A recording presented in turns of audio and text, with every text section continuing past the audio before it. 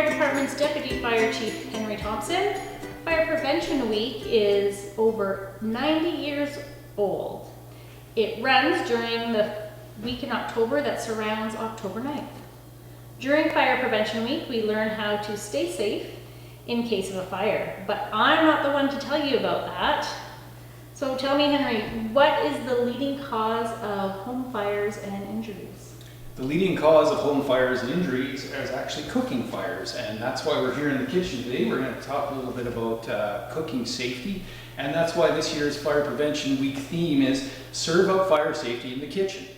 But before we get too far along, I just want to make sure I want to say thank you for inviting me to do this. Unfortunately, this year our open house is not going to take place. It's been an annual event for as long as I can remember, and I know our members are going to sorely miss the interaction with the public, but I guess that's just the way it is. Yeah, that was actually one of the reasons I reached out to you when I saw that that was happening. I knew our community would be really sad not to be able to go there. So this is kind of our, hey, there's something going on. So we'll do the best we can. But yeah, as we mentioned, one of the leading causes of fires is cooking fires. And one of the leading causes of the cooking fire itself is actually inattention. So it's important that when you are cooking in the kitchen that you're paying attention, you're ready to cook, you're alert, you want to avoid taking medications or things that will make you drowsy, things like that, and make sure you're paying attention to what's taking place in the kitchen. One tip that we can use is to set a timer. So even though you've convinced yourself that you're going to pay attention and you're going to mind the stove, set a timer. Whether you're boiling water or cooking a roast or whatever it is, it's just that reminder to keep you away from the distractions. Yeah, I've burnt a couple pancakes because I've got a text message, and I go and I check out the text message and then get caught up with replying, and of course then next thing I know, breakfast is being burnt. Yeah, and you know, if you come home late or something like that, you know, you're a little bit hungry, you want to cook something up, just make sure you're alert enough and you don't accidentally fall asleep while your stove is on, and make sure you're paying attention to it.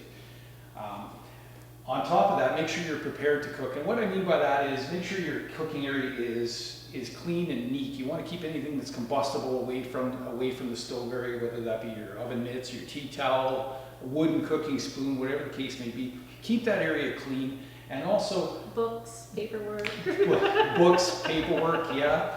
When the rest of the kitchen is covered in clutter, then you don't want to clutter up the stove. We need to keep that area clean. And not just on the stove top, the area around the stove, we like to recommend a 1 meter area that we like to refer to as the kid-free zone, or perhaps maybe the pet-free zone. Yeah, I tend to trip over the dog and try to shoo him out of the kitchen whenever I can. So you want to keep that area of about 1 meter free of kids. We don't want them to get burned, we don't want them to get hurt, and also we don't want anything to be tripped over and knock something off the stove. Keep your stove clean, keep your oven clean. It's a little easier nowadays with these glass top ranges. They're a little easier to keep clean, but if you don't have one of those, you want to make sure that is clean and free of anything that could catch Even the fire. insides. I just got a new oven and it doesn't have the exposed element on the bottom, so it really makes it easier to wipe it up and keep it clean. It's Yeah, awesome. so the manufacturers are working with us in an attempt to do that. Things are getting better all the time, but it's still up to us to keep it clean and keep those things from that.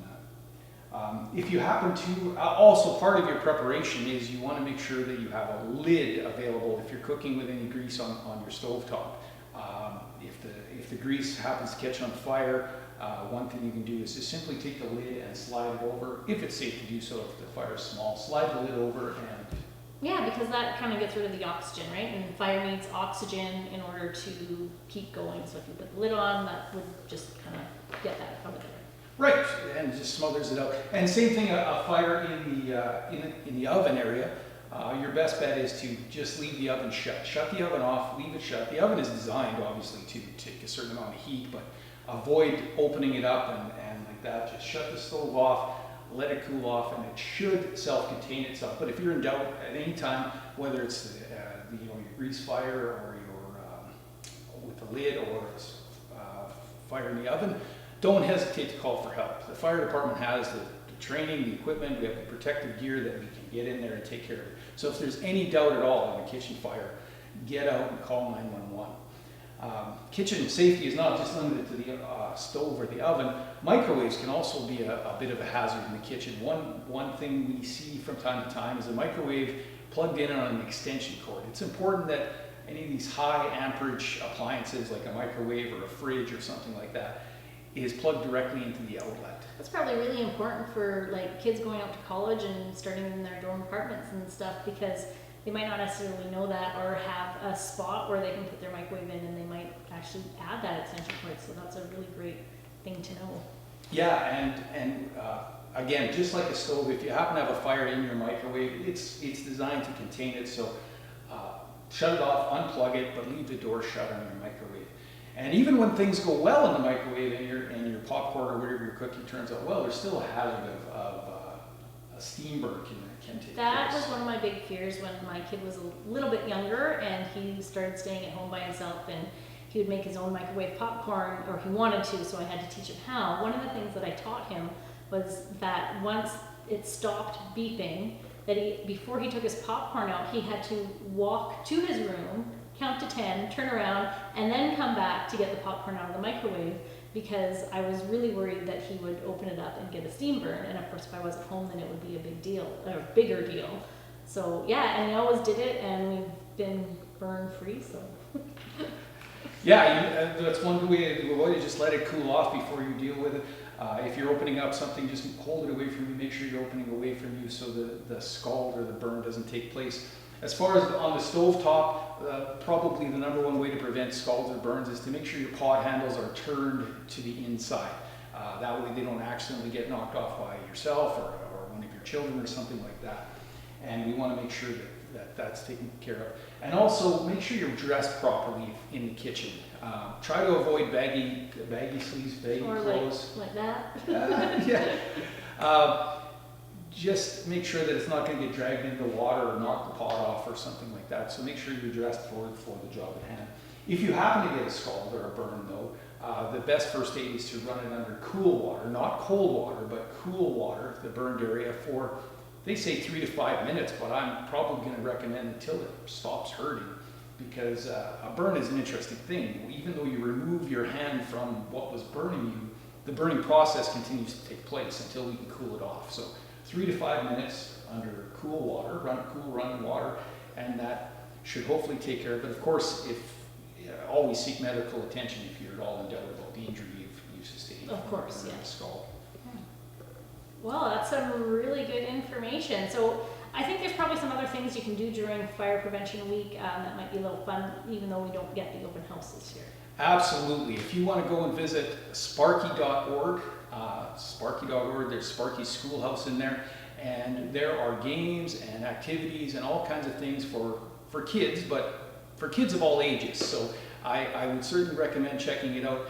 There's games to play. Once again, that's sparky.org, and it's a great place. And of course, if anybody has any questions about fire prevention or fire in general, don't hesitate to contact us at the fire station, and we'll be happy to answer any questions you have as well. Awesome. I'll also throw a link for sparky.org up onto our Facebook page and our other places that we have for the library. So I'd like to thank you, of course, for coming out and chatting with me today. I've got lots of great information. I'd also like to thank Aviator Productions for putting on the filming us and putting our video together. This will be the best quality video that the St. Paul Library will have, unless I can convince them to come back some other time. So I hope everybody has a great day, and don't forget to stay safe in the kitchen and everywhere else, and whatever you do today, please do it with kindness.